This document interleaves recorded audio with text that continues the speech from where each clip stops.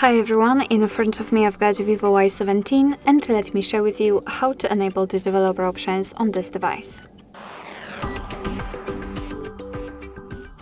So let's start with opening the settings, and here we have to scroll down to the almost very bottom to find more settings.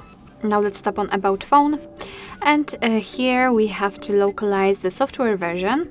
So after finding, simply keep tapping on it until you'll see that you're in the developer mode. So now we can go back and we will have to find it, and as you can see we have to simply go back to this More Settings section, because after scrolling down to the very bottom we can see the developer options. So let's tap, and for some reason it is not turned on. Just tap on the switcher and confirm it with OK.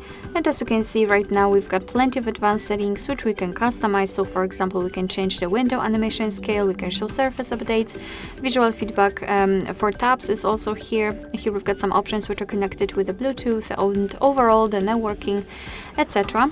So all you have to do is to tap on the switcher to turn on the option, just like that, and as you can see it will be immediately activated. And of course you can turn it off the same way. If you've got the options without the switcher, simply tap on it to open more options to choose from. If you're done with customization of developer options, you can turn them off. Just go to the very top of the list and tap on the switcher.